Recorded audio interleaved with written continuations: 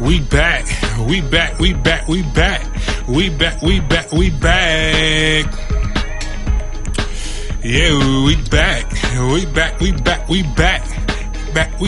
again.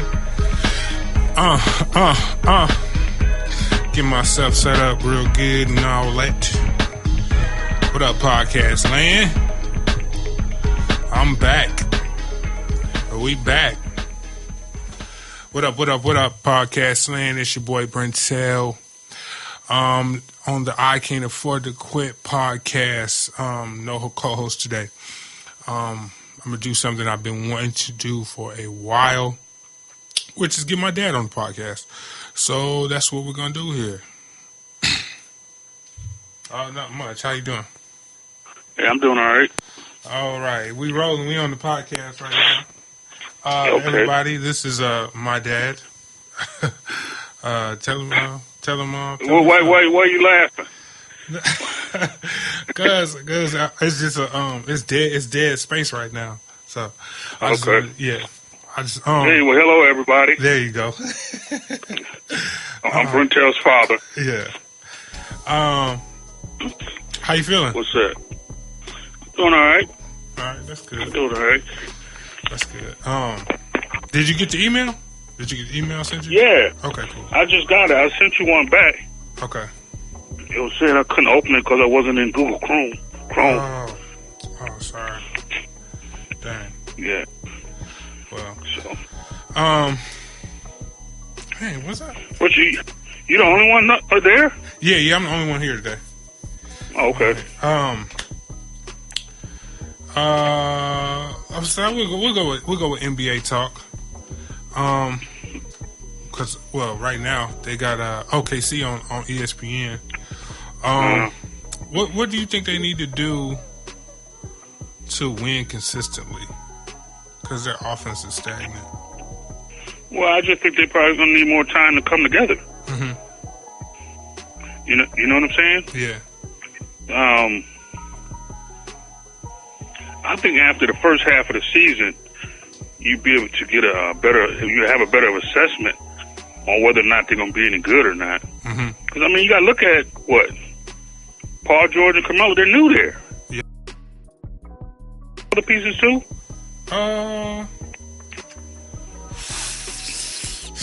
They got rid of a majority of the heavy people, the people that was getting minutes on their roster. So right. So they replaced them. Ruben Patterson. That's a right. So that's what I'm saying. You got new bodies there, so they're not gonna just come unless they spent the whole summer together, which is obviously they didn't. Right. So they're gonna need time to figure it out. Mm-hmm. They showed something today during the halftime where they was running sets where there wasn't Paul George was moving around, and that was successful, and the offense was flowing. Whereas they showed another set or another possession coming down, Russell Westbrook. It was basically ISO basketball. I passed to you because I didn't have a shot. You passed to such because they didn't have a shot, and then they just shot up a bad contested shot late in the shot clock. And they had a stagnant offense. Yeah, super stagnant offense. Over the years, Russ he plays well off the ball as far as like his movement off the ball. I mean, Carmelo, she's never really had to do that, so we don't know if he can move off the ball. Right. But Paul George moves off the ball well. I think they should implement that part of their offense and running like motion sets instead of ISO, your turn, my turn. Right. Well, I think with Paul George, they're going to have to get him involved more because it sounds like he's getting frustrated. Mm-hmm. If you listen to some of the interviews. Uh-huh. And he's a free agent at the end of the season. Yeah, and on top of that, like when he gets frustrated to a point, we know he talks in the media. Like, well, that's what I'm saying. Like last year in the playoffs when he was singling players out. Well, I should have got the ball, and you know what I mean. CJ shouldn't have took that shot. Like he's very outspoken when he's frustrated. So they definitely got to get that under control. Well, they're going to do it fast, quick, and in a hurry, because if he's frustrated, then there's a good chance he's not going to stay. Right. So that's going to force Oklahoma to when the trade deadline rolls around, are they going to be forced to trade him so they'll get something in return? Right. It's definitely. Or they're going to gamble. Yeah, or they're going to try to gamble, or they're going to gamble and hope that he stays. Mm-hmm. And I don't think they're going to stay, or he's going to stay if they're not doing well at the end of the season. He's definitely not. And do you think he's going to go to L.A.? It's a possibility. I think me personally, he's probably regretting for not going to Cleveland and being with LeBron. Mm-hmm. Because he know for a fact LeBron would have got him the ball. For sure. But the original place they were supposed to go was Cleveland. They were going to work a trade to get Carmelo and Cleveland there. And Paul George there. Right. So I know Carmelo's regretting it. Mm-hmm. So, because, they played with Russ on the Olympics, right? I think, yeah. Well, Carmelo did. Uh-huh. Carmelo did. Well, I know Paul George was hurt the one year. Right. But even then, on the Olympic team, Russell Westbrook wasn't who he is now. You know what I mean? Like, right. That's true. And on that team, he had a lesser role than he does on the OKC team. So it's a whole different animal with them guys play with him now. And OKC got more freedom. Yeah, definitely. This is something that I've been seeing in the media, which I'm looking at it from, like, in hindsight, like, man, everybody who left him has been more successful off his team. Right. That's true. Everybody. So it's like, will he be able, this is going to be the thing for him within his career. He's going to be that alpha dog, but can he win? Will he learn how to relinquish some control? Well, I don't believe he will. Well, you got to look at it too. Just my personal opinion, I could be wrong, but I think he's playing in the wrong position. He should be at the 2 spot. I've been saying that for years. Yeah. As opposed to a point guard, you should have him in a shooting guard. It's kind of like the way Iverson was. Mm-hmm. You should have had Iverson at a 2. Right. Which he was. But, he was because they had Aaron McKee out there. Yeah. And they had Eric Snow. Right. So. But we'll see. Yeah. It's definitely one of those things where we're going to see at the end of the season what type of roster they have. Well, after July 12th, when they start deciding where they're going and all of that in the free agent market. Well, see, I don't think Oklahoma, they're going to have to make a decision way before then. Yeah. Isn't the trade deadline by February or something like that? Yeah, something like that? February, I want to say 12th. Yeah, so they're going to have to make a decision then. If they haven't picked up the pace by then, they're going to probably be in a position where they got to trade him to try to get something in return. Yeah, that's the next move they should be looking at. Definitely. If they do you think a coaching change would buy them some time, or would it just make them look like No, that's good. If you make a coaching change, that's going to set them back even more. Right. That's definitely going to make them look unstable as an organization. Yeah. So. Because you figure especially if it's a coach that's not part of their organization now, then that new coach is more likely going to come in with a new system. Yep, and then they have to relearn everything. Yeah, so and you don't have that kind of time. Right. Because a new coach come in, okay, now you headed towards the playoffs. You didn't even have a whole year to work together. Right. Even if they stay at this pace, are they going to make the playoffs? You know, that's in question. So. Right. That's what I'm saying. Mm-hmm. You know, but we'll see. Yeah. I believe they're gonna be forced to trade him.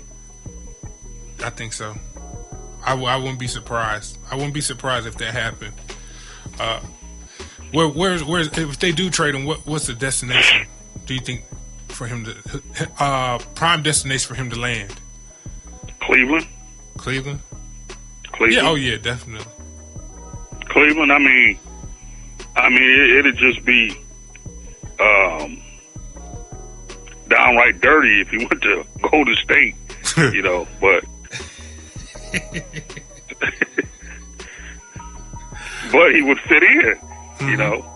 Or if he went to San Antonio. Ooh. I was thinking San Antonio or Houston. I was thinking Washington. But they would have to give up. He'd fit in there, but Washington ain't going nowhere. They're not going nowhere. I don't think so. They would have to or give Boston up was, if Boston was, I don't know what Boston would be willing to give up for him. But he definitely would fit in with Boston. Oh, yeah, definitely, because he can move off the ball. And that way their system is they're going to pass. Yep. They're going to pass everybody open. I guess I would just want him to go to Washington for TV purposes. It would be good. I mean, I myself personally, I would want him to go to Cleveland. You know, that's simply based on selfish reasons. Because I want to see LeBron win another championship. Mm-hmm. Speaking of that, while we talking, I just posted something up there on Facebook. I said the Kyrie was stupid for leaving Cleveland agenda is getting real quiet now. Do you think, as of right now, I know it's too early to say, but do you think as of right now he's in the MVP race? Is he in your MVP race, I should say? Yeah, I think so. Yeah. I'm not saying he's going to win, but he definitely, Kyrie's playing some ball, man. Yeah. He's playing good ball. But, you know, I mean, that's where he wanted to go, so. Now, I mean, you still got another half a season to come along. Will he feel that way at the end of the season? Because, you know, just because you did good the first half doesn't mean it's going to play out like that the second half of the season. Right. So. Right. I think he wants to be the man on the team, which is understandable. If you're a competitor and you want to win, of course you're going to want to see how you fare on your own. And people be like, well, when he had a team, Cleveland was in the lottery 4 seasons in a row. Like, it's a whole different ball game. Like, first of all, he was 19, 18 coming out of Duke. Right. And then you go to Cleveland, which at that time they didn't have a winning culture. They had a bad coach. They had a terrible roster. You putting a lot on that man's shoulders at 18, 19, 20 years old. Come on, man. Now he got a roster and he got a good coach. Right. So, well, see, Kyrie doesn't view it that way. You know what I mean? It's kind of like a person could be in a good situation. They don't realize it until when they leave. And they think they're walking into something good, but give it some time. Then you can be like regretting that you left. Buyer's remorse. Yeah. You know, I mean, everybody's not LeBron James. When LeBron came into the NBA, I mean, LeBron came in, he hit the ground running. Right. You know, you look at what he did. What LeBron was, 18, 19 years old? Even when Kobe came in the league, Kobe didn't do that. Nope. It took Kobe a few years. I remember we talked about that when LeBron first came in the league. He said he has, right now, he has a better start than everybody but, like, what, KG, would you say? Yeah, LeBron had a better start than just about anybody that came right out of high school. Because I remember watching him on ESPN, and I never forget, and you know how Bill Walton was critical of everybody. He had Shaq ready to beat him up. but Bill Walton, I never forget, Bill Walton said, right now, this kid could start on any NBA team in the starting 5 because LeBron was that good. And he was, and he still is.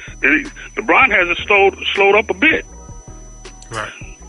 You look at in his 15th year, for one to be able to fight off injuries the way he's man, come on, man.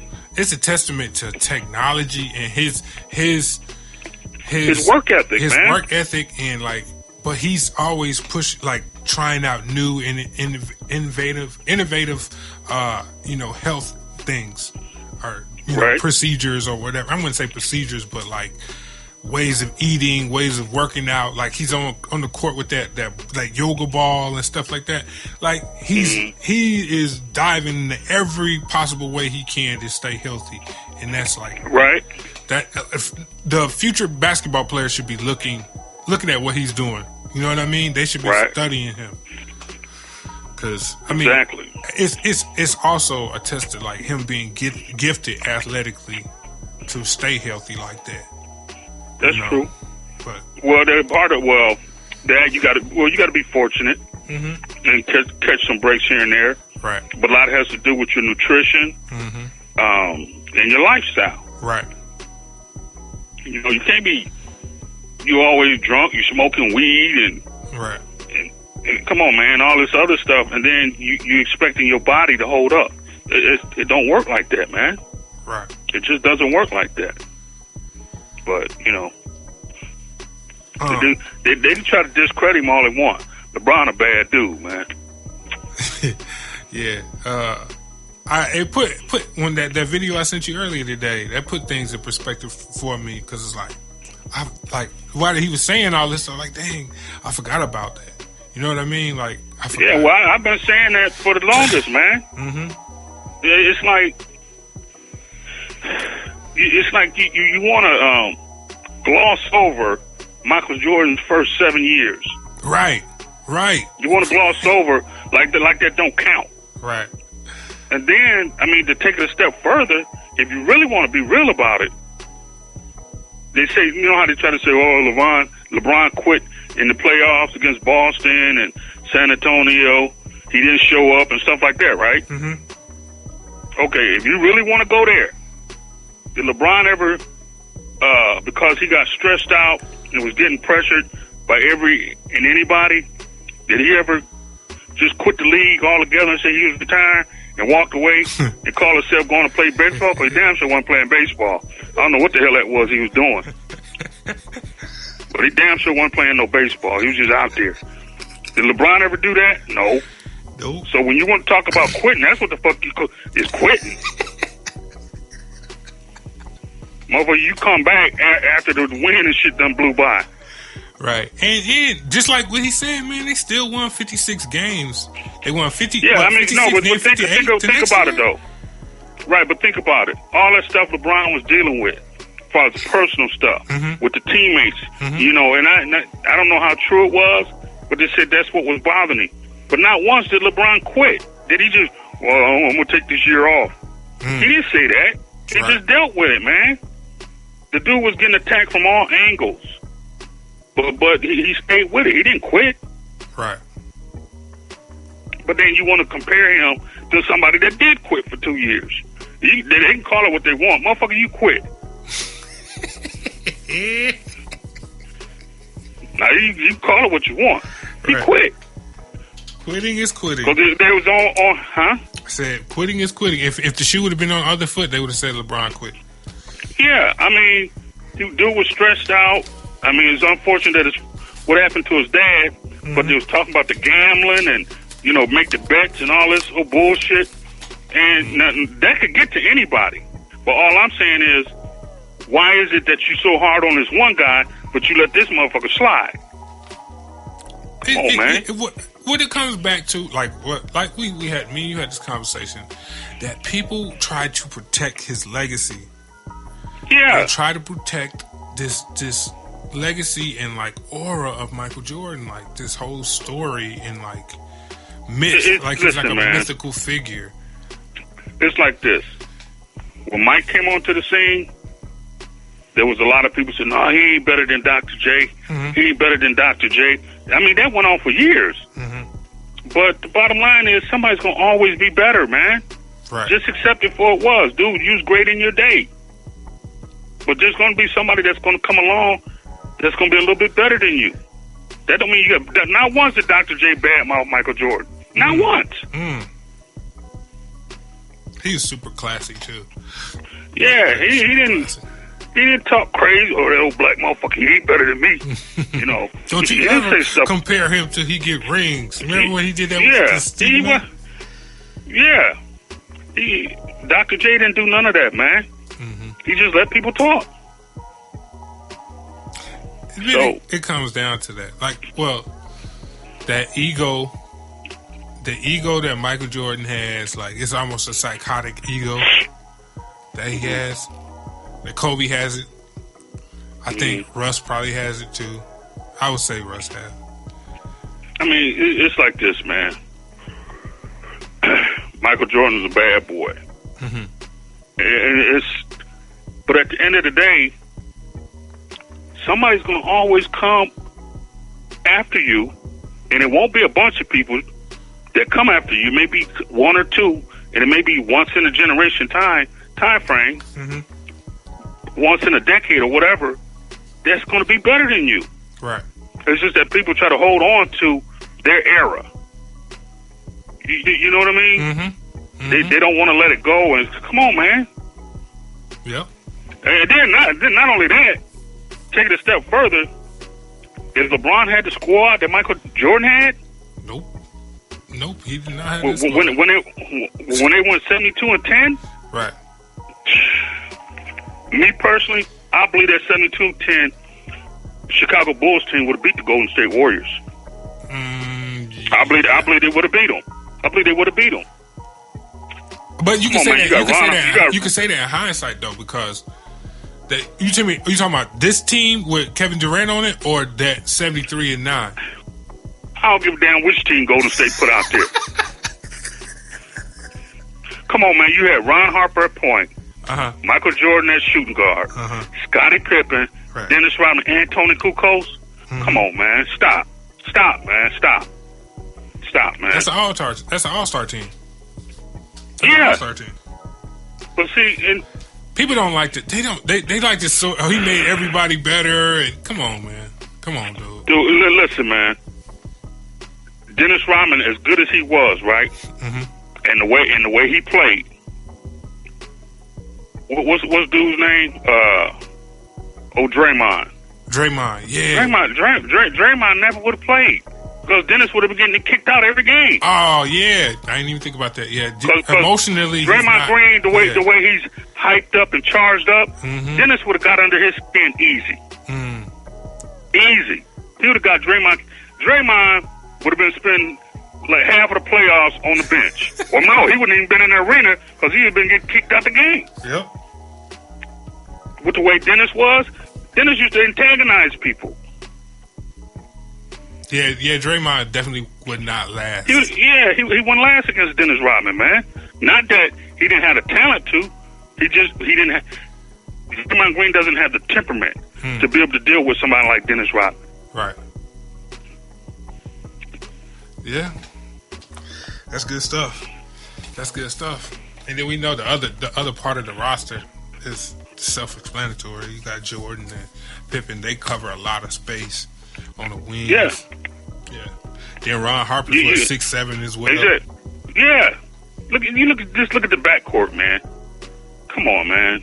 You had three guys who can bring the ball up and make decisions on offense. And Tony Kukoc could bring the ball up too. Right.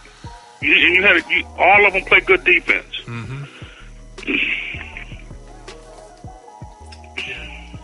Yeah, but, you're right. You know, it's all hindsight and, you know, just my opinion. But I just think that 72-10 Bulls would have beat them. Yeah. Now that you say that, you laid it out like that. Yeah. They were tougher mentally than the Golden State team. Yep.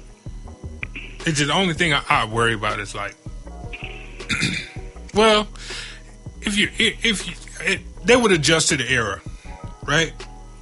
You get there, right? Athletically, they can play with Golden State. But the thing about it that I worry about is like, man, them dudes shooting for 40 feet. You know what I mean? They come. I hear what you're saying, but that's the only thing. That's the only variable about that whole question. But Chicago had the players to shut that down on the perimeter. Right, they can guard you 94 feet. Right. When you look at Ron Harper and Jordan, Harper 6'7", Jordan 6'6". Pippen's what, 6'8"? Yeah, 6'7", 6'8". Okay, they would have put Pippen on Durant. He would have caused Durant. He would have caused Durant some problems. Pippen would have caused him some problems, man. Now he wouldn't have shut him down because there ain't nobody in the league that's gonna shut Durant down. But he would have gave or that, or you put Dennis Rodman on it. Dennis Rodman is subject to getting kicked out the game. And Dennis can guard. He can guard. Yeah. A good 4 or 5 positions. Yeah. But I'm just saying, if they put Pippen on him, Pippen will cause him some problems. And then in return, he's going to have to guard Pippen. Come on, man. He can't guard Pippen. Come on, man. So, but you know. I had another thing I wanted to talk to you about. Rookie of the Year. Would you, as of right now, who would you give it to? We're talking NBA, right? NBA.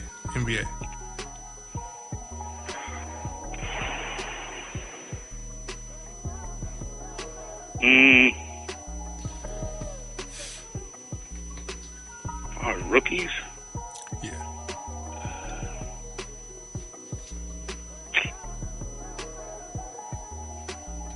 I can't really say. The reason why I'm saying that is because it's too early? As far as well, no, not that it's too early. I've only when I hear them talk about rookies, it seems like the only one I hear them talking about is Ben Simmons. This is my pick. Originally, I'm not picking him. No, I'm it saying seems like. No, I'm saying originally the question I was going to ask was who is your for Rookie of the Year right now? Who would you pick, Tatum or Simmons? Because right now Tatum is the guy that they're talking about, along with Ben Simmons. Okay, now I haven't seen Tatum play. What team does he play for? Celtics. Well, okay, I know you're talking about from Duke. Yeah. I'm Tatum. I think Tatum. North Carolina, Duke, one of the two. I think it was. He came from Duke, didn't he? Or was it North Carolina? It was either one. I know who you're talking about. Yeah. I'm taking Tatum. I'm taking him. Okay. I'll take Tatum. He been playing. He playing defense. He's making big shots.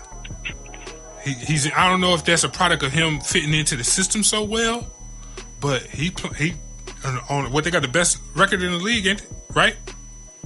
The Celtics do. I think so. I'm not sure. I know they got the best record in the East. I know that much. Yeah. But yeah, he playing at a high level on a really good team. Like he might get it. He might end up getting it. Yeah, Boston has the best record in the East for sure. Let's see go conference. I'd give Tatum the edge. 21-4. Yeah, second best record in the league. Yeah, I'd give him the edge. But the thing with Ben Simmons is you know what the trajectory is going to be. Like his trajectory is so much higher than Jason Tatum's. You know. I won't be so sure of that. I look at him and I see LeBron.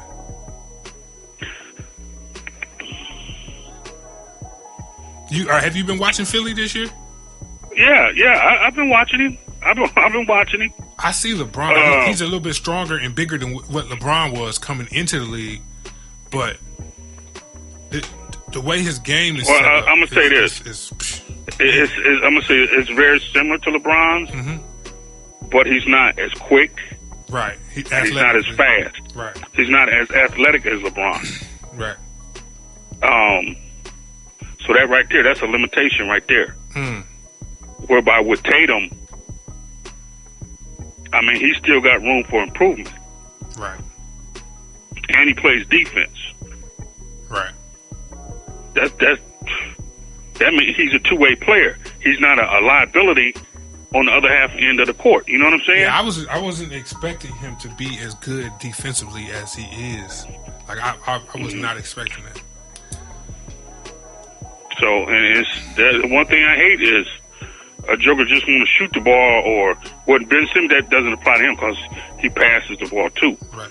But play both ends of the court, man. I mean, Ben plays defense, but he's not as good defensively. Yeah, he's not. He's not. Ben Simmons is not a hard-nosed defensive player. Right. But yeah, so that's why I would never want James Harden on my team. He don't want to guard nobody. I can't stand James Harden. I cannot stand watching that dude. He don't want to guard nobody, man. He just want to shoot the ball.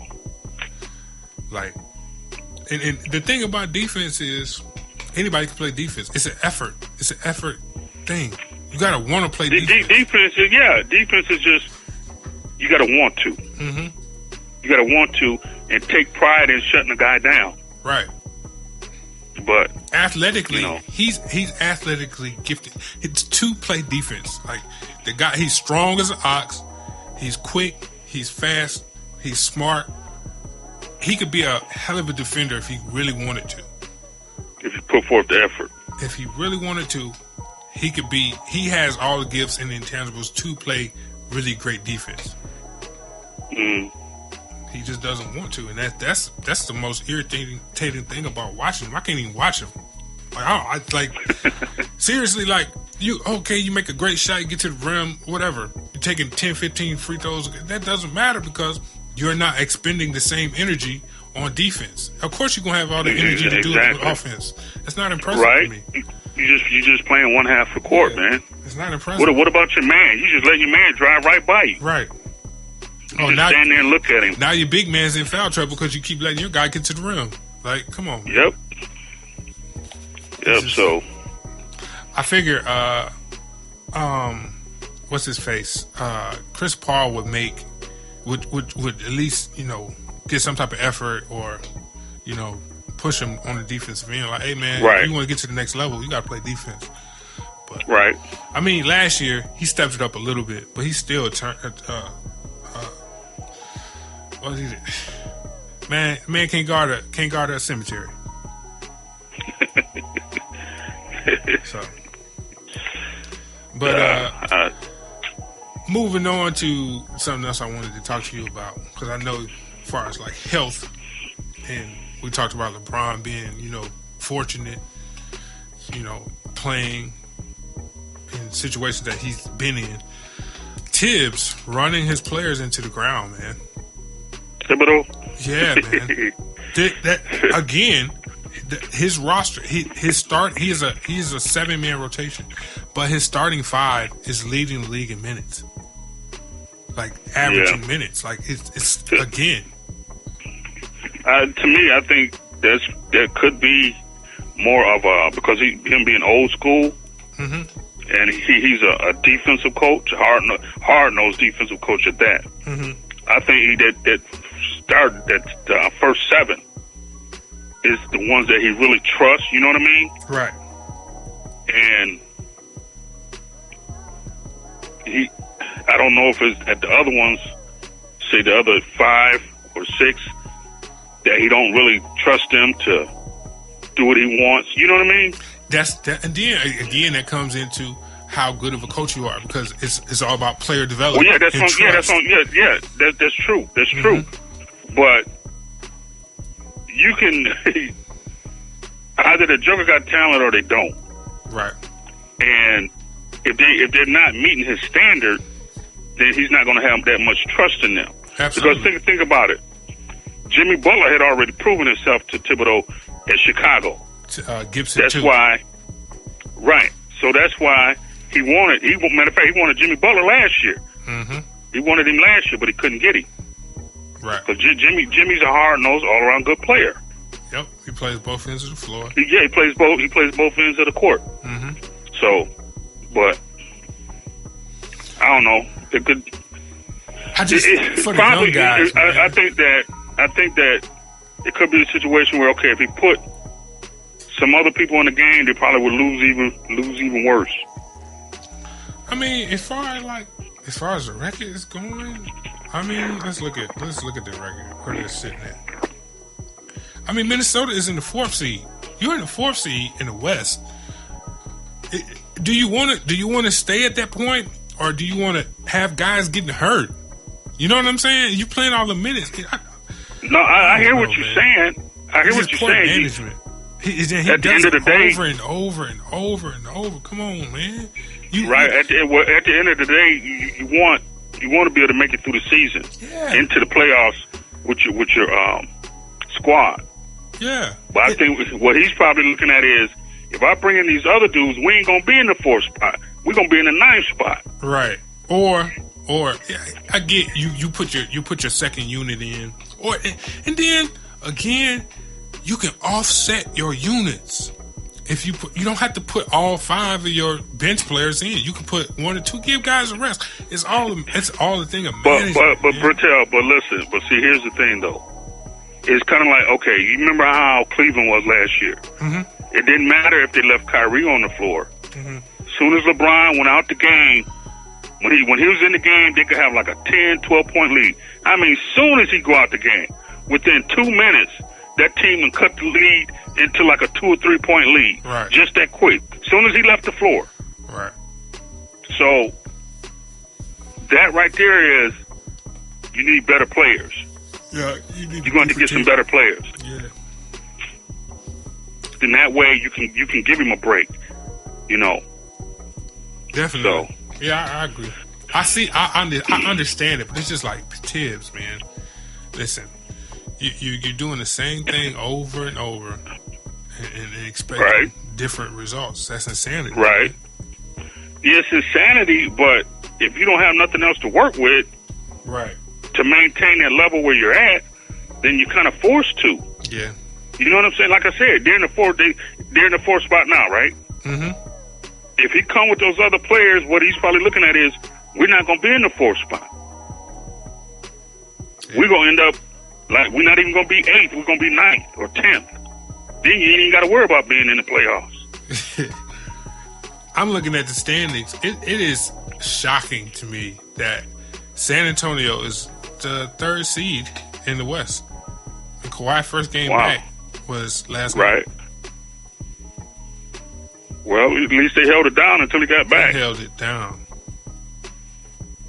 It's like the Spurs is they're a well-oiled machine, and with them being in the third seed without Kawhi, do you think they could? They definitely can give Golden State trouble, because that first round, their first game last year in the first round.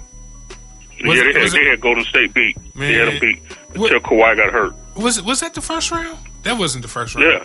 I don't know if it was the second round. First round. It was the second round. I know it was the first game. The first game. They ain't have nothing. They ain't have nothing for Kawhi. It didn't matter. Yeah, they didn't have no answer. They didn't have no answer for him. So I know they definitely don't. They gonna duck him. They definitely gonna duck him this year. Well, they've had Golden State's had another year with Kevin Durant. Yeah. But they're only thing I see with them is they're gonna have to get their egos in check. Because right now, to me, that's what they're having issues with. It's their egos and injuries. How so? I haven't really been watching Golden State. Well, because if you when have you seen Kevin Durant get kicked out of so many games? Right. He never got kicked out. Mm-hmm. And the fact that, Kevin Durant's been hurt, Draymond's been hurt, and Curry's been hurt. And this is the early part of the season. Right. Do you think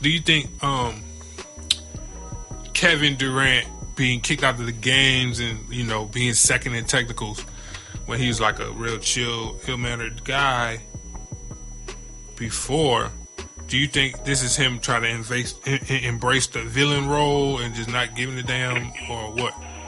Or is it Draymond rubbing off on him? Well, that's what I was going to say. There's peer pressure. That's Draymond. As is his environment now, the environment he's in now. Mm-hmm. Because Draymond is kind of like a bully. You think? Man, this motherfucker kicking people and all that shit he was doing. I wish that motherfucker would kick me. They'd have been taking both of us to the locker room, because I damn sure would have kicked him back. Soon as I got over with him kicking me, I'd have been looking for him. I kicked him over right in the crack of his ass. This motherfucker kicking people and then talking about he acting like he didn't know he did it and he don't know what he's doing. Motherfucker, you know what you doing. Right. Then every other game you kicking people. Yeah, okay, I know how to stop this. I'm kicking this motherfucker back. That'll be one game he'd cut that shit out. Right. Oh, we playing Spoon now? I ain't kicking that motherfucker. That motherfucker gonna kick me back. This motherfucker doing this shit and getting away with it. Oh, man. Let's see. That's all the NBA I wanted to talk about. Moving on to NFL. I haven't really watched the NFL all that much. I just wanted to talk about the $89 million donation that they took. The NFL players. Yeah. Oh, the sellout? Yeah. I call it the protest buyout. That's what I call it. Same thing, different label. Yep. Same thing, different label. You know what, though? Here's the thing. To me, if you were going to do it, Kaepernick should have been part of the buyout or the agreement. Mm-hmm. Kaepernick gets a job, along with the $100 million or $89 million, whatever it is you're going to give to us to help the communities. Include Kaepernick getting a job, because he's the one that spearheaded this. Right. And he's the one you guys are taking it out on. Now, you're talking about helping the communities, but you're taking it out on him. Right. So how serious are you about helping the community? You're still showing your form of racism. Right. You're being slick with it by throwing your money at him. Right. But on the other hand, you're taking it out on Kaepernick. I think. Did you read that article that I sent you? It was on the Medium about the Kaepernick protest. You know, his civil his what is it called? Civil protest or whatever. Did you read that article? No, I didn't read that one. What was it saying? Man. It was basically it talked about how the chord that Kaepernick struck, he unveiled, the illusion of patriotism in football, in sports, I should say. Sports, America. Yeah. What the guy Rod, what he wrote, what he was talking about was the fact that they used patriotism to distract the majority white audience at the time away from the fact that they were desegregating the leagues. Mm-hmm. So they use that to hide behind. Exactly. So with him protesting the anthem, it took that veil away, and it made you look like, oh shoot, they're still black players. There's still these black players that we hate. Right. And that it took that illusion off. And another thing that he talked about in the article was like, that's why they would have the players, they have to display humility. They have to thank God whenever they are interviewed or accomplish anything. That yes and boss. Yeah. And it was like, all of these things have been there to pacify the majority of the it's like audience. What? Right. It's like I said, as far as trying to hide behind patriotism, it had nothing to do with patriotism. It's like you just ignored why he said he was doing it. You ignored that. No. What I'm saying. No. I understand what you're saying, but I'm talking about overall. Yeah, of course. Patriotism. That shit was just it was just used as a tool. Right. That's what I'm saying. They use patriotism to hide behind. Yeah. And I'm getting ready to take it a step further. Okay. And the thing is, it's like he said he was kneeling because of police brutality and racism and people not being treated fair and stuff, right? Systematic oppression. Yeah, exactly. People not being treated right. Okay? But they're using patriotism to hide behind, and they don't address the issue. Why? Because realistically, it doesn't apply to them. It's kind of like, think about this. It's kind of like this. It's very similar to this.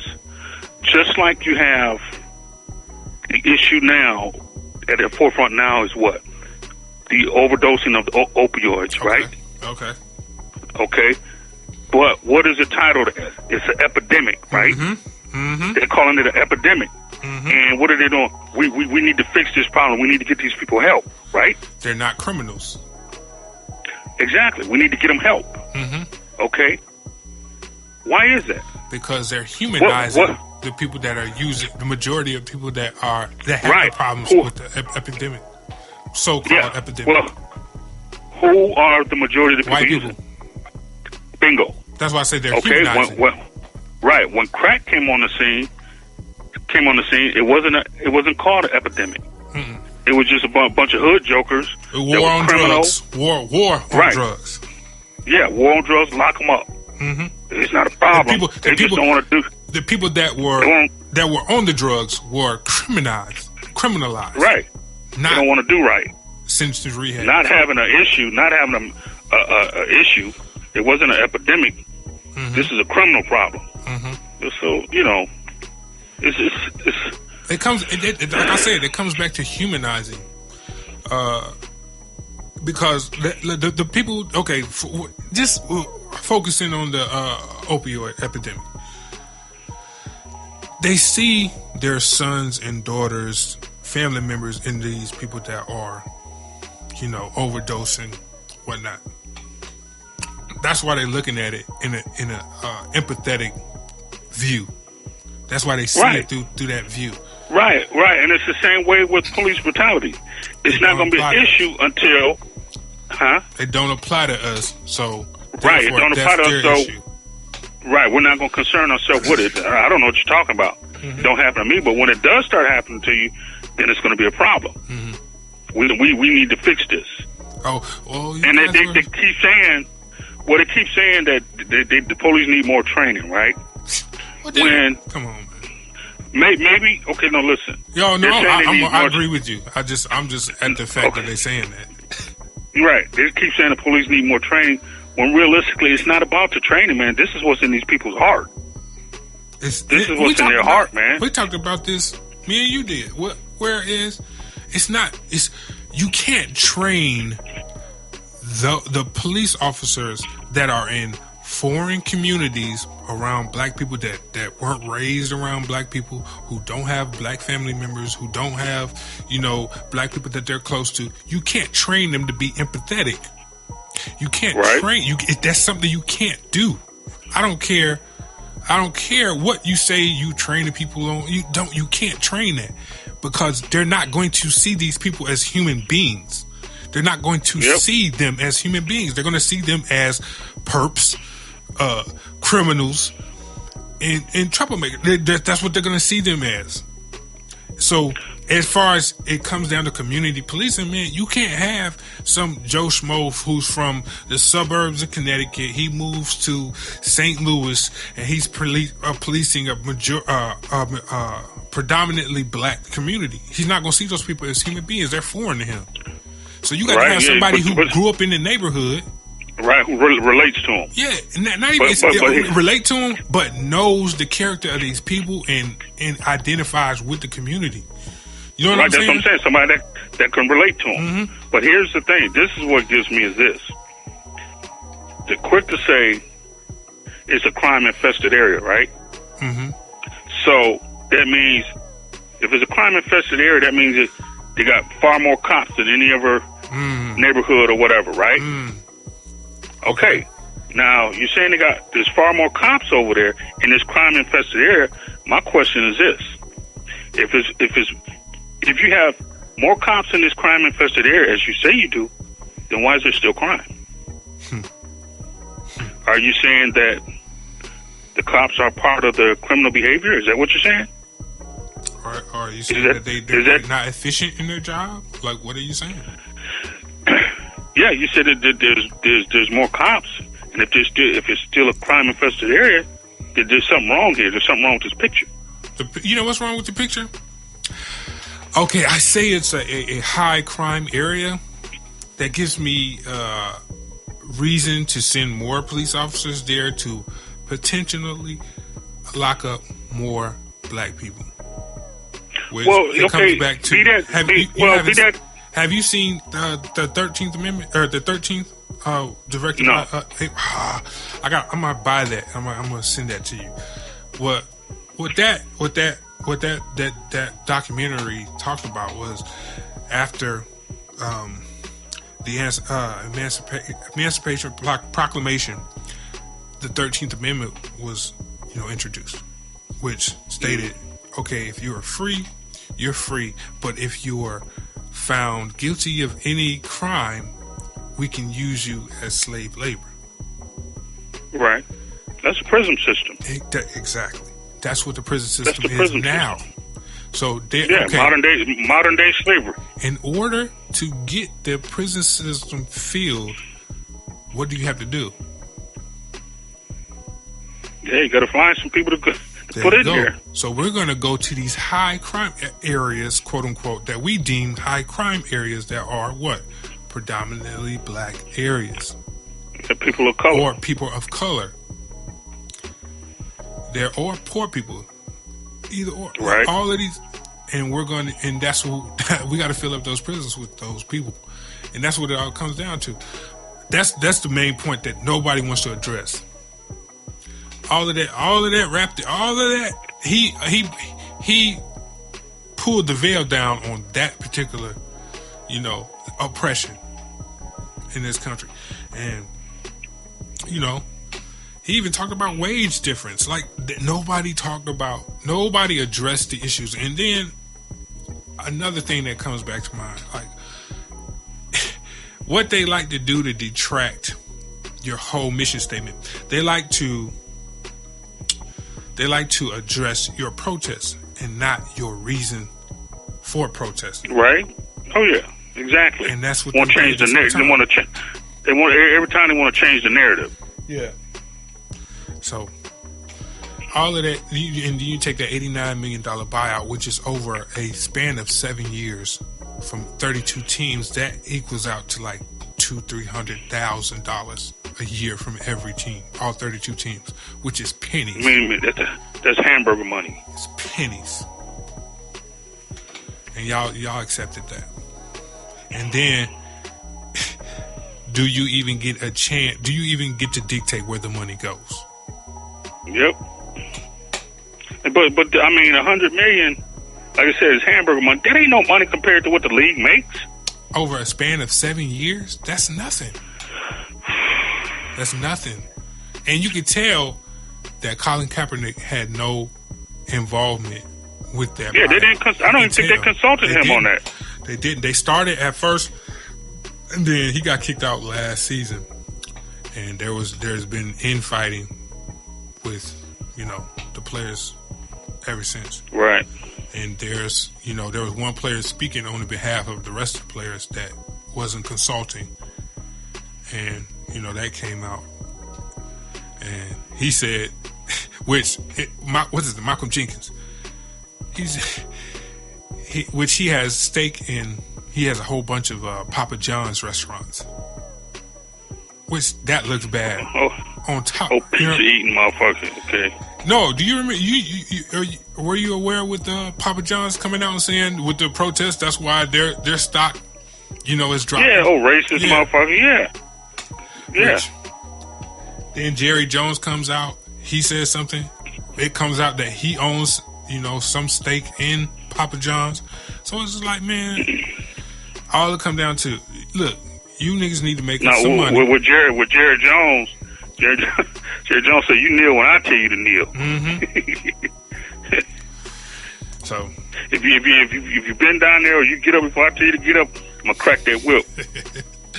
And then when we talk about the owners, everybody want to kneel in solidarity against what Donald Trump said. So y'all just ignoring the whole fact and the whole initial reason. Yeah, the reason. What they did was very reason for we even being here. They neutered that protest. You ignoring that. Mm-hmm. Yep. They neutered it. They neutered that protest. Because at that point, it wasn't sincere. It was like they kneeled. The whole intention for everybody kneeling in the NFL was like, all right, we're going to do this. Everybody's going to do it in solidarity.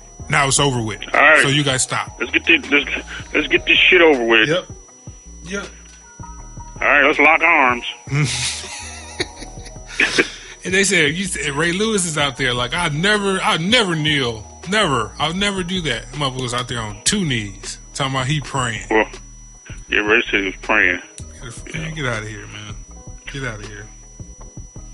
I knew he was going to take that cop out because he took the 2 knees. I said, he going to say he praying. Then soon enough.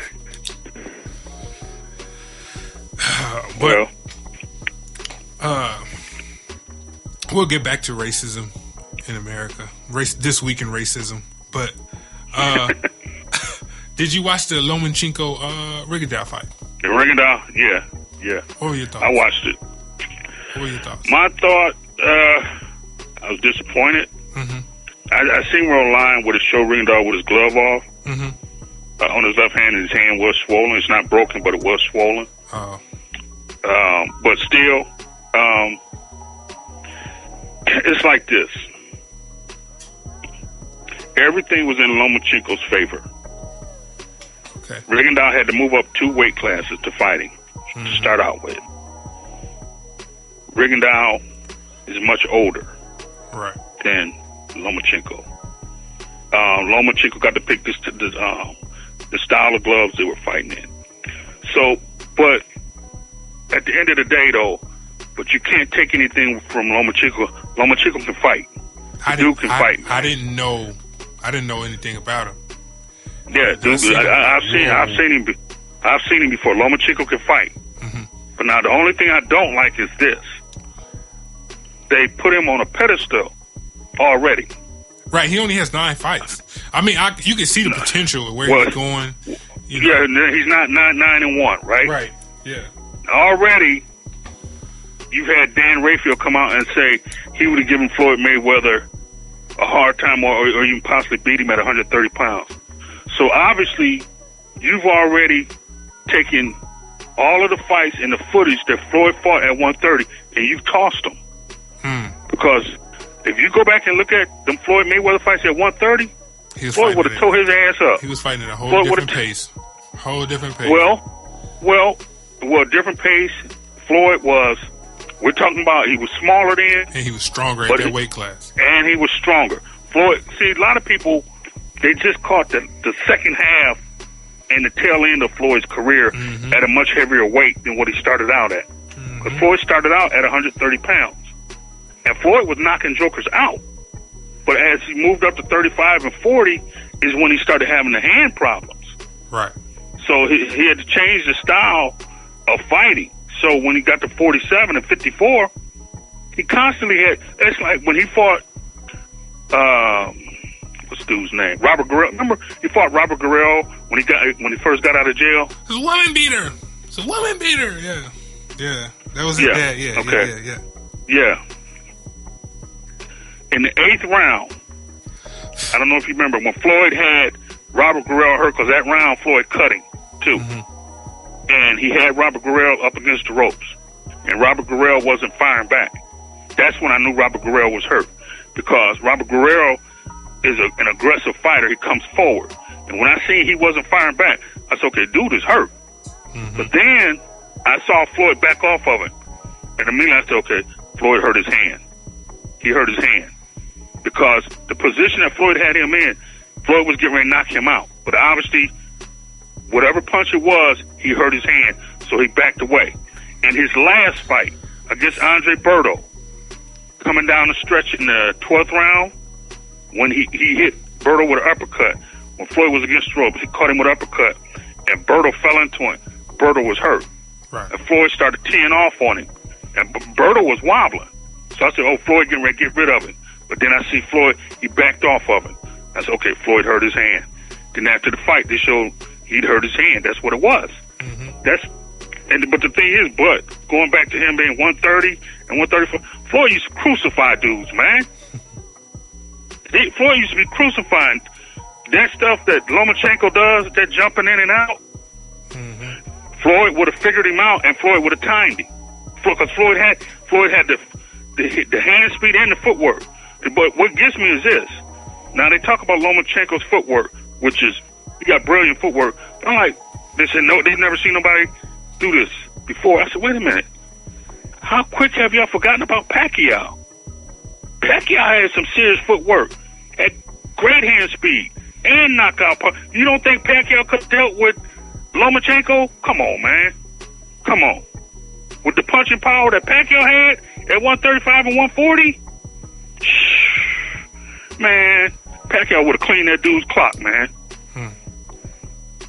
Floyd would have cleaned his clock. What now? But Floyd didn't hit hard as Pacquiao.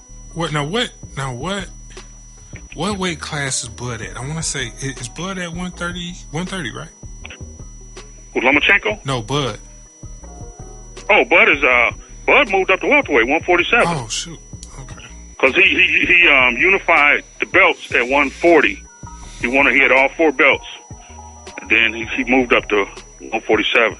But he got his work cut out for him at 47 though. Right. Is Errol Spence still up there? Is he up there, or is Errol Spence is still at 47. Oh, we about to have. You got Errol Spence. You got Keith Thurman, which I believe both of them would beat Keith Thurman, but that wouldn't be no easy fight. You got Danny Garcia. Whatchamacallit, that's going to be a tough fight for Errol Spence next month against Lamont Peterson. I would say the first half, but I believe Errol Spence is going to wear him down. But there's some good welterweights, man. The welterweight division is loaded. And you got Kell Brook.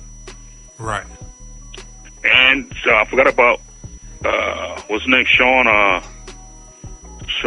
what's his name? Porter from Cleveland. Yep.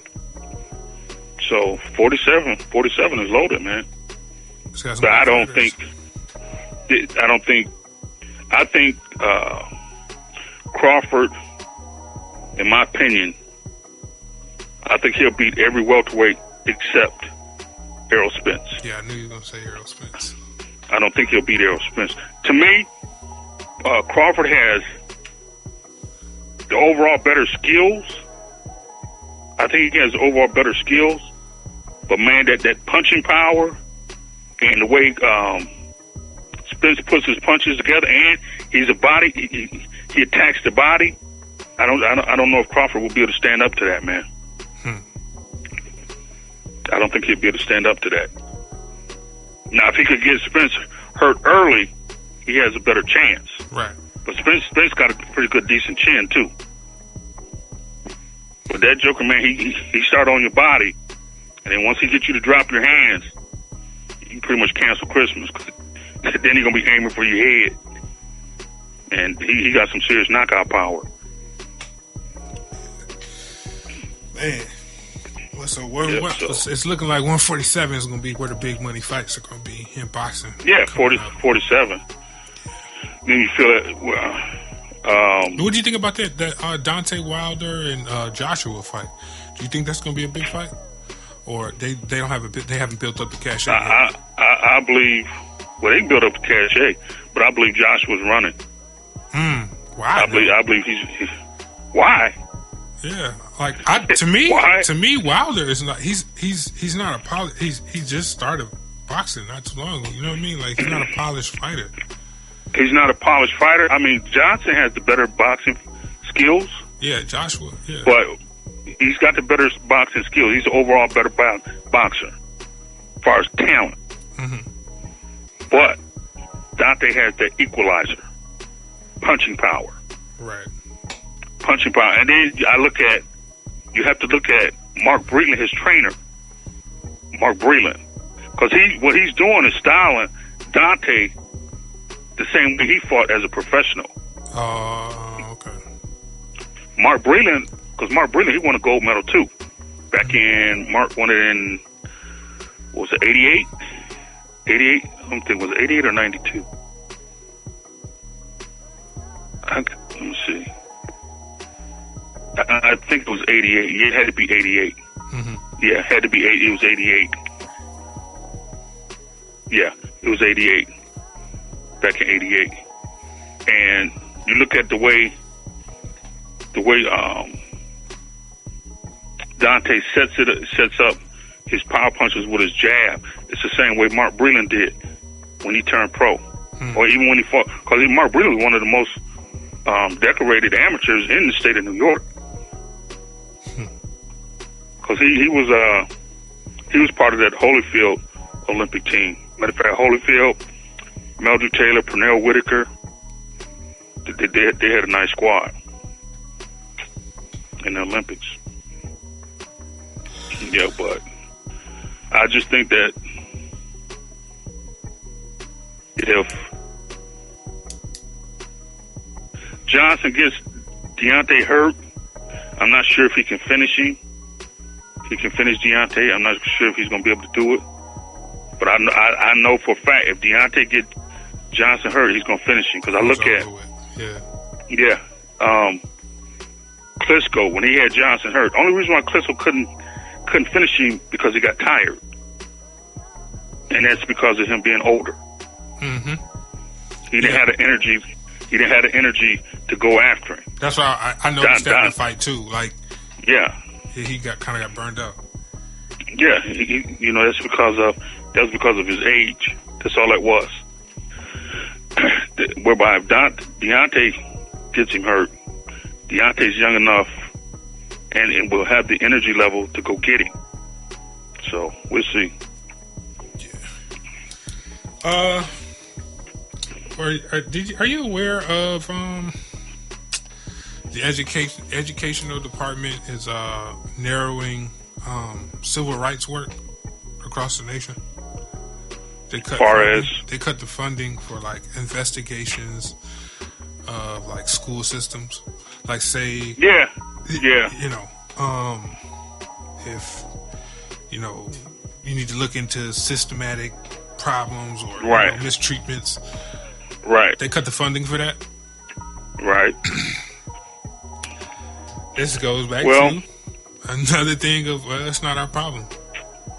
They cut $9 billion out of the funding, which is 13.5% of the education which budget. Is to me is saying like we take away the regulators to keep the criminals in line.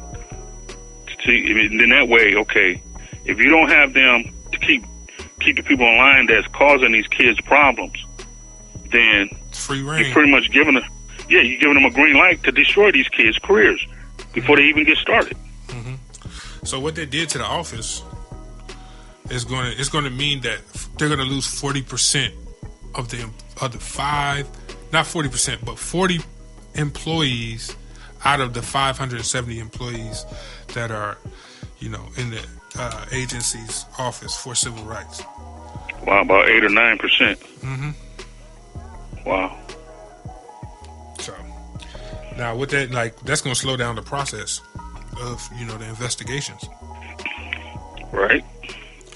So, I mean, like I said, I was talking to Kirst yesterday when Alabama won. He was like, "Yeah, man, Alabama won, so this is big, maybe." What are you talking about? With Moore and Jones? Yeah. Okay. Yeah. Okay. So with Jones winning in Alabama, that takes a seat away from the GOP, which is always good. Hopefully, within the next the next primary or the next election, people turn out. And with the voter suppression that happened in Alabama in the past week, the GOP still lost with the voter suppression happening.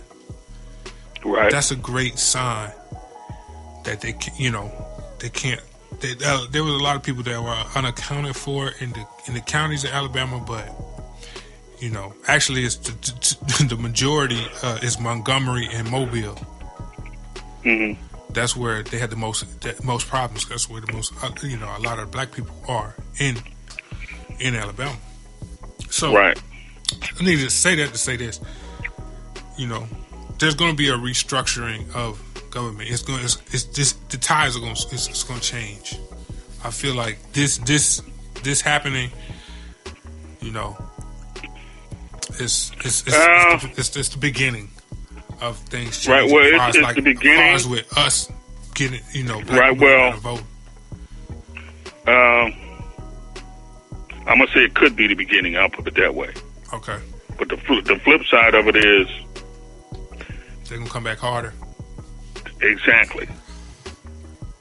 Because when you think about it from this aspect, when President Obama won, especially when he won the second time, mm-hmm. then they made sure they came with all these laws to shut down early voting, the whole nine. Yep. No voting on Sunday. You don't need the church coming down, none of that. Yeah. I don't care if you go to church or not. Mm-hmm. You ain't voting. No, but I'm saying, I'm talking about that's just messed up. Like the Sunday voting, that was just ridiculous.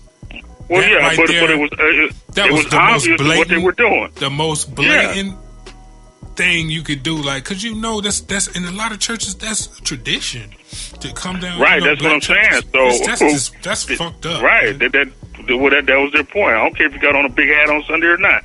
You ain't voting. So you ain't voting. Damn it, don't even try it. There's a long line, and we gonna ask for your. Did I tell you that something happened up here with me? Like, cause I moved, right, and I was in a different district, and right. So they was like, which this never happened. Like even. But you still had did you have your voter registration card? I had my ID. So they had to look, what district you're supposed to be in. They was trying to put me on a wild goose chase. That's what they're trying to do, and let the polls close and shit. So what they did, I was like, "What do y'all need forms or anything else?" Like, "Oh yeah, just bring a bill and this and that." So I'll come back with it. And they were upset. Like they mad because I found I got a water bill. I got a water bill from the city. You know what I mean? Like right right here. Here you go. And right. That never happened. That was probably a reaction to Obama winning with the new rules and stuff like that. But yeah, that happened. Yeah. Really? Yeah. Well, a lot of people were mad, man. Mm-hmm. They were mad, upset. So we're getting ready to shut this down with the quickness. They said we need your ID, your bill. You got any bills with your name? I'm like, what? My ID is they ain't good enough, like that. But anyway, wow, yeah. But I got that vote in. I walked out smiling. All right.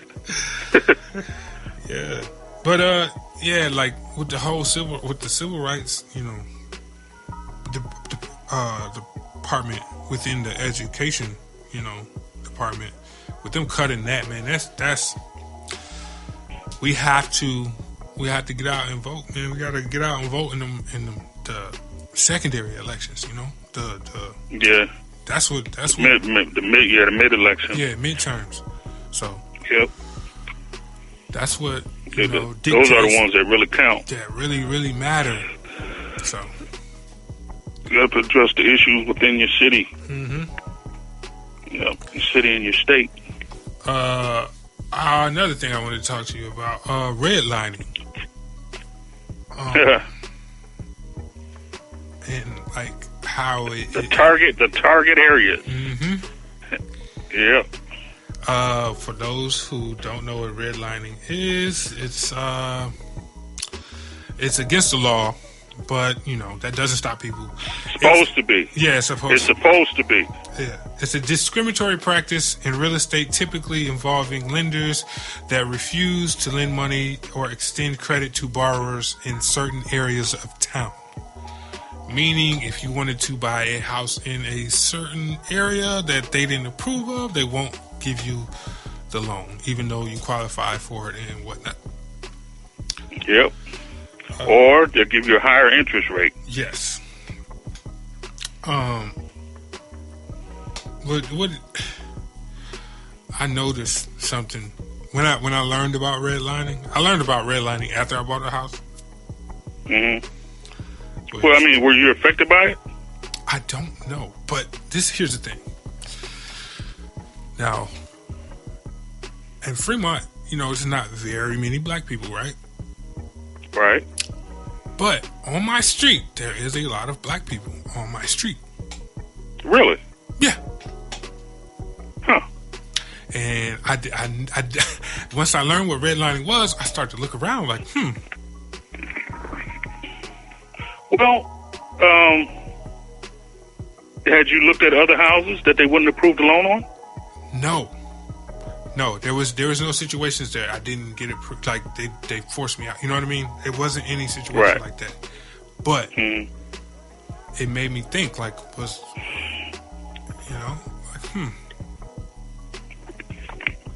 did they guide me here, or you know what I mean? Like what? You know what I'm saying?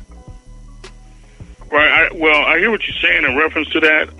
I wouldn't know because like I didn't have any rejections.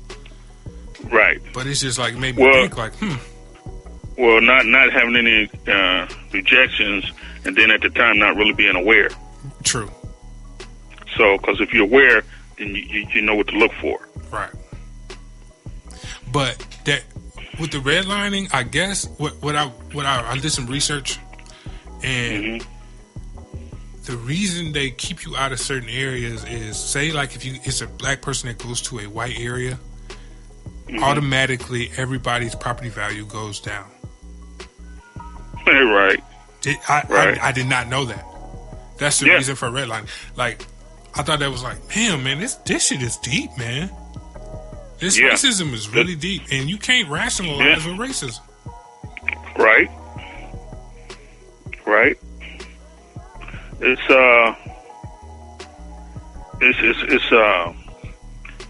when you say a white area, or in some cases they call it suburban area, or same thing, things of that nature. Yeah. Just a different term. What they call is a target area. Okay. That's outlined in red, and they steer minorities to that area. Because if you think about it, which if you look at Fremont, Sandusky, just surrounding cities, because I remember asking my uncle, I asked him, it's been years ago, I asked him, how did, you guys end up over here? And I remember him saying when they came from Tennessee, he said this was the only place they would allow us to stay. And I was like, what? So they had it mapped out way back then. You know what I mean? And realistically, for the most part, it's unless you've been fortunate enough to get one of those good paying jobs to where you can stack your money and be able to pay for your house. It's somewhat like that, still like that, man. Yeah. I mean, it's unfortunate, but it is what it is, man. Yeah, I always wanted to ask you that because with you knowing so much with like loans, because because I never even paid any attention to it or paid any mind to it when they were talking about like in your minority communities, how they put the power plants and stuff like that in neighborhoods like that, the stuff that causes cancer, right? Right. And as a kid, I never even thought about it, man. But at the end of our street, with Huntington and East Pierce, as it come together down by the bridge, there's a power plant right there. Man. And it never, as a kid, I never thought about it. Right. And then, I mean, even though our neighborhood was big, it was mixed, but as you cross the railroad tracks, that area over there is predominantly white. So, wow, that's just the way it was, man. Well, I don't know how it is now, but I know that's the way it was growing up. Yeah. And the sad part about it is, like, a lot of this stuff it's more shadowed and not blatant. But they're slick with it, man. They still do the same things. They just found a way to remix it. They're still slick with it. As far as, like, with everybody, with the people getting called out for their sexual assaults, and the power, and the people, the power begging for pussy.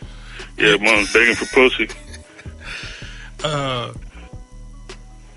Trump is in that. He's in that list of names, man. Well, yeah, he spearheaded it before he even got elected, and they still elected him. Yeah. So what it says is just let you see the state of our country, man. Yeah, that's all. To me, that's all it says. Mm-hmm. Now, you know, this motherfucker was begging for pussy. He was fondling women. Mm-hmm. Doing stuff he ain't had no business doing, but yet they elected him. Come on, man. What does that say? To me, all that says is that this is the state of your country, man. These people were so mad at President Obama being in office that they're willing to accept a dude like this. Yeah. Yeah. Do you think with like for right now, like I call him right now, like he Teflon Don for real. Yeah. Because he had a sexual assault case, a civil assault case that before he got elected, he had to clear that up, and he still got elected. Like, man, imagine Itwan, man. There's a term called Itwan. If that was a nigga, can you imagine if anybody black was in that situation? Man, he wouldn't even. No, I can't imagine. He wouldn't even have made it because you got to be twice, 3-4 times already better. Had that. You've already had that example. Mm-hmm. Remember when Herman Cain was running? Herman Cain, old pizza selling motherfucker. Herman Cain was he thought he was in the motherfucker talking about 999 and I can't remember. There's so much stuff going around in my head and talking all this silly shit, right? Anytime you say something like that, like you can't remember, that indicates that you have done it enough times that it's not even a big deal to you. No, motherfucker, now you're trying to play the nut roll. That's what you're doing.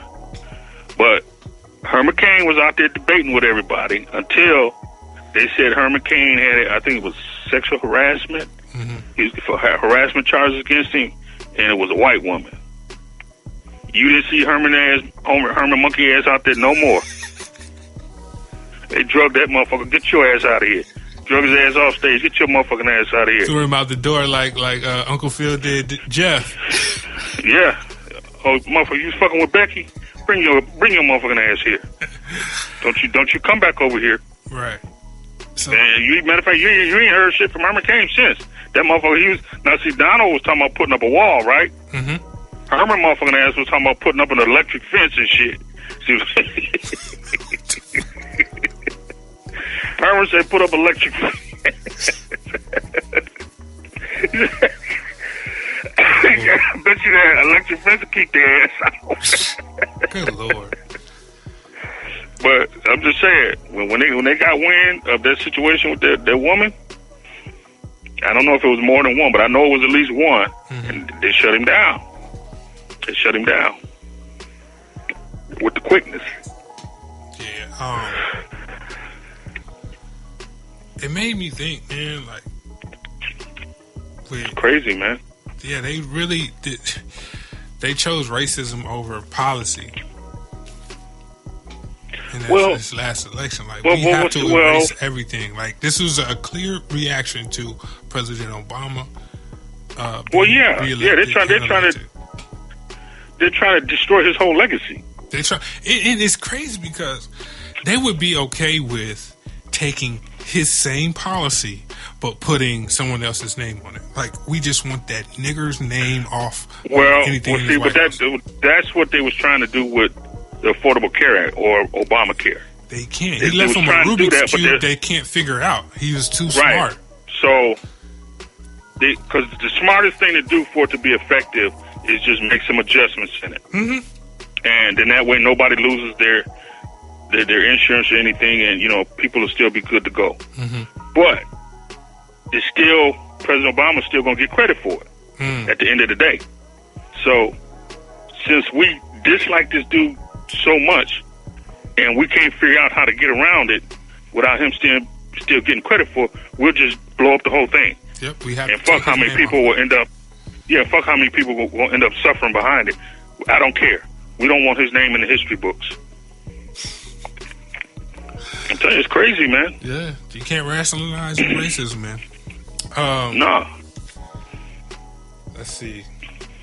What else? What else I wanted to talk to you about? But the Trump accusers, we talked about police brutality, but there was a cop who handcuffed a 11-year-old girl and had her at gunpoint when she walked outside of her house. Now, in Grand Rapids, Michigan, they handcuffed the 11-year-old girl, held her at gunpoint after she walked out of her house during a search for a stabbing suspect. Honesty Hodges told Wood TV that she exited the back door of her house because she was about to go to the store. December 6th, when officers confronted her mom, Whitney Hodges, who witnessed the confrontation, she said that Honesty raised her hands and walked backwards. Then the officers handcuffed her, patted the girl down, and put her in the back of the police car. Honesty said that it made her feel scared and like she did something wrong. That's what she told the TV station. The whole time, her mom was telling her to calm down. The 11-year-old was saying, she was telling the police, don't cuff her, that's my daughter. Things of that nature. And the cops told her, we got a suspect running around here. There was protocol, basically.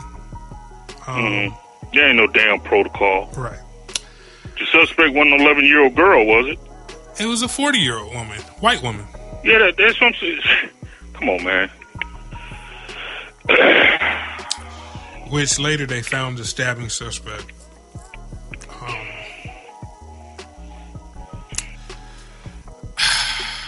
This goes back to our conversation about, police not humanizing, white people in the community. Oh, man. Yeah. The cops were white. For those of you that were in question, Man. It's like, at this point, you just can't be surprised about anything. You just can't, man. And then you get reports of the Grand Rapids police. They've begun an internal investigation of the handling of the incident. Said the officers were at the Hodge residence looking for, a white lady, Carrie Manning, 40-year-old woman. Okay, was the report from the initial beginning, did it say that the suspect was white? Yes. So what does it have to do with the little 11-year-old girl? You know what I'm saying? Yeah. That's my question as well. It's like, what does one have to do with the other?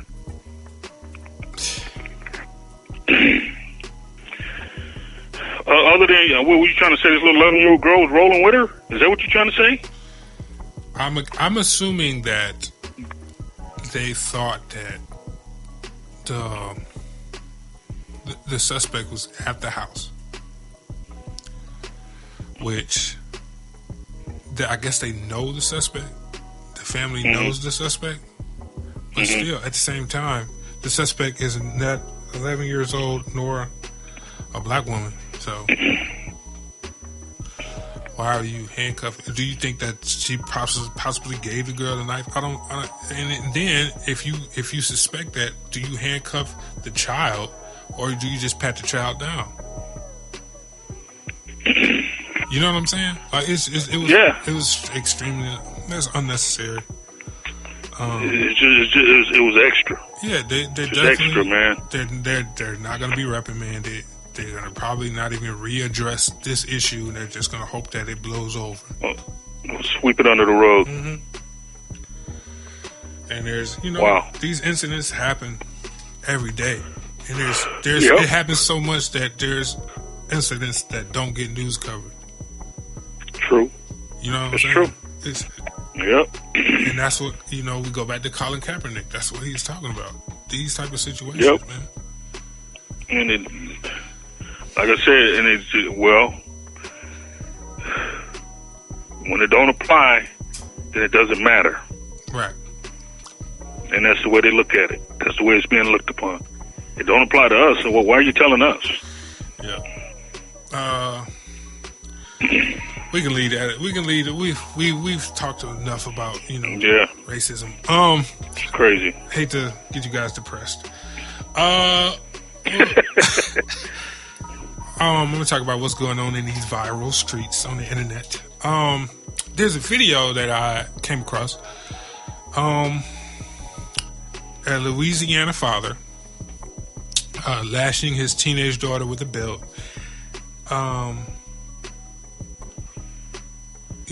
Screaming at her, disciplining her about her downloading the app Snapchat on her phone, which he didn't want her to have. Mm-hmm. And he goes to the extreme and starts to shave her hair off. What? Yeah. He's been arrested. Wow. He's been arrested on child cruelty charges. He's awaiting bail. But we're going to play a game called Guess the Race.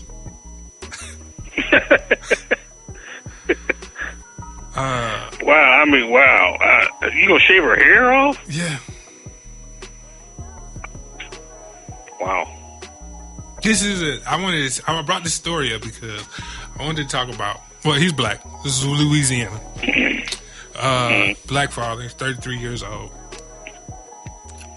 9th grade daughter, so she's probably 14 or 15. I can understand, whooping your child. Right. You told her not to download it, whatever. But it's going as far as shaving her head. Psychologically, that's I'm going to shame you. What? Right. No. Let me take this back. Parenting for the internet, parenting in videos and posting them, that's more so a ego thing. It's right, not but about at the same time, but at the same time, it's still going to shame the child as well. Yeah, you're going to shame the child, but it's not about the child. It's more or less entertainment for people that follow me, or I want this to go viral. Right, check this out. Yeah, exactly. So, on top, now we go back to, he whooped her, he did all that. Now, but he goes as far as shaving her head. That's psychologically, that's a shame. That's a different level. You're trying to control. You know what I mean? That there's. It's like that's at the end of the day, dude, you just don't went too far, man. Mm-hmm. I mean, you could have taken whatever you want to take, phone, computer, whatever she's using. Take this stuff from her, man. Mm-hmm. And you hold on to it for however long you want to hold on to it. But man, you don't shave her head. Come on, man. I mean, I don't know. How old was the little girl? 14 or 15. 14. So she's in high school. Yeah. Oh man. And she getting clowned. She getting clowned, man. And kids can be cruel. Mm-hmm. Wow. That's unfortunate, man. As far as the internet goes, have you seen the Keaton Jones? Have you seen that kid? That little kid? I haven't really looked at it. I just heard stuff on TV.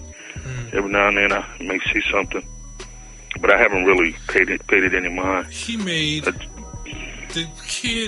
video about being bullied, how it made him feel. It went viral. He got donations from celebrities. A lot of positive energy from celebrities. Invited out to events, red carpet, movie, all of that. Somebody created a GoFundMe campaign, raised over $48,000 for the kid. And then like the internet does, the internet don't got no roof. They got to looking in and doing some investigating and found out that the kid's mother was a suspected racist. And, wow. They found videos of... Now, mind you, he's getting, love from these black celebrities and, Right. But he's got pictures, the mom holding up Confederate flags, the little boy holding up Confederate flags, Then they do more digging. His father is a white supremacist who's locked up right now. And, yeah. Wow. So, he's in the Aryan Brotherhood. That's crazy, man.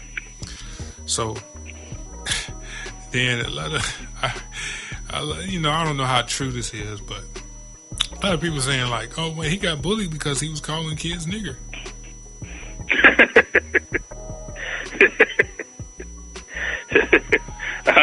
I hope that's not the case. I really hope not. Because if that's the case, then he wasn't getting bullied.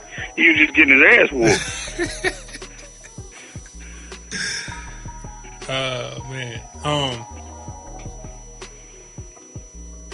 He's got some deformities. And I know how cruel kids can be. Cause, yeah. I went through it. So kids can be cruel, man. Yeah. I went through it. But, it came to a certain point that, they knew not to play with me, But, right.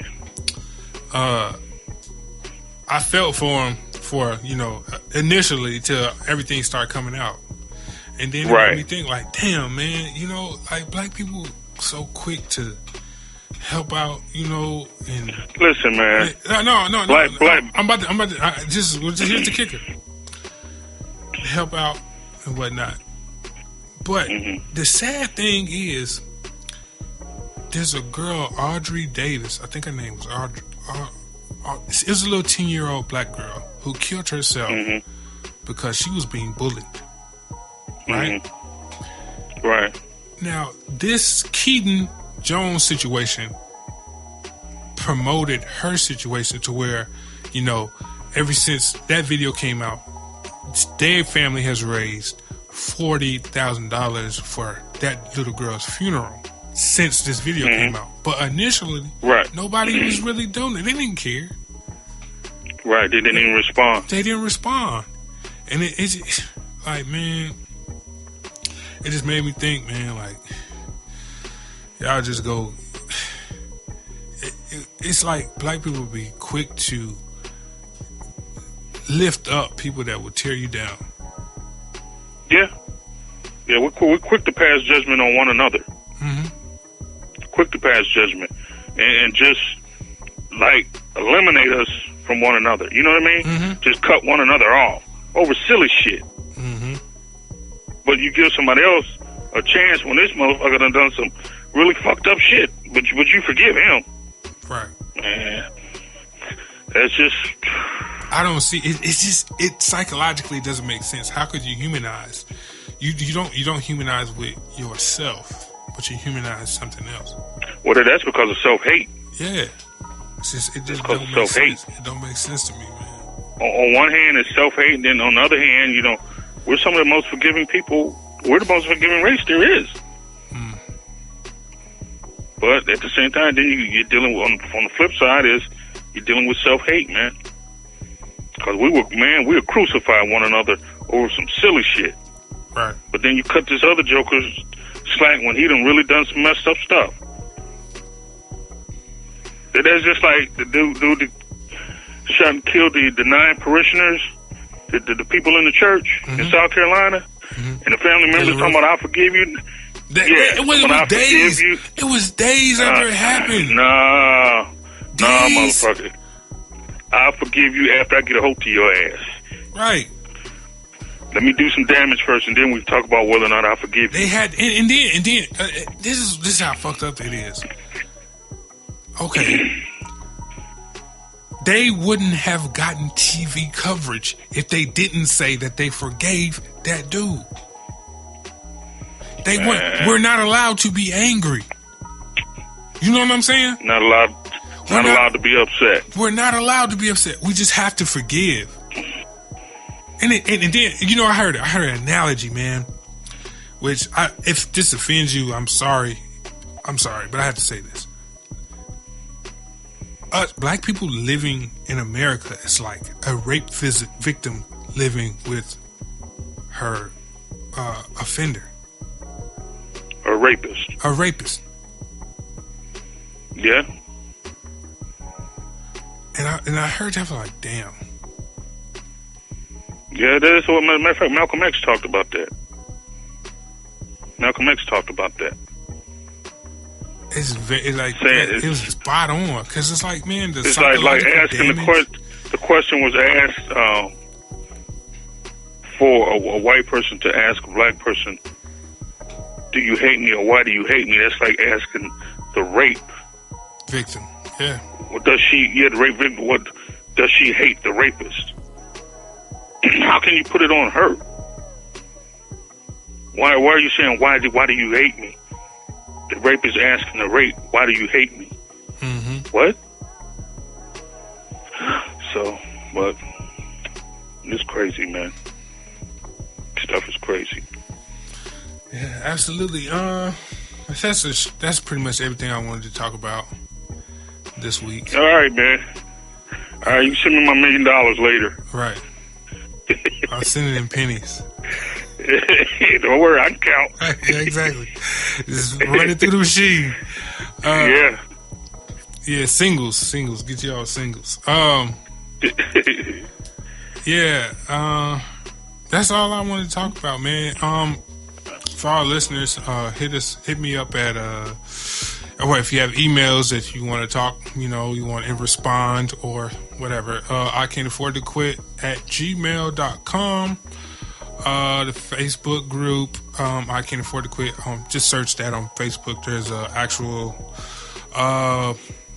podcast page, and then there's a podcast group page where I interact with people that are added to the group, and we play games and have conversations on the page.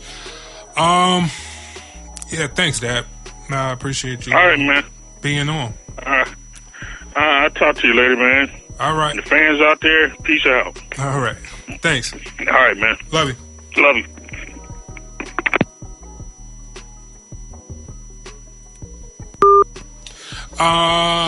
Before I forget, 5-star reviews, leave some on Stitcher, iTunes, wherever you listen to your podcast, and we will read them in kind. Thank you.